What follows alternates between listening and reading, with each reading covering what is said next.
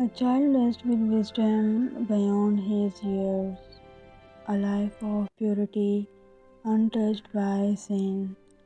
This is the story of Yahya alayhi salam, a symbol of pity and faith. Hazrat Yahya alayhi salam was a noble prophet, the son of Zakaria alayhi salam. He was granted by Allah as a miracle after a sincere dua. The Quran honors him as pure, righteous and devoted. From a young age, Yahya alayhi salam was different. Allah granted him wisdom while he was still a child. O Yahya, hold firmly to the scripture.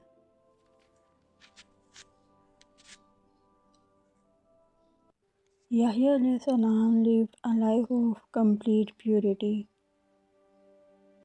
He stayed away from sin and devoted himself to worship. He was kind, humble, and obedient to his parents.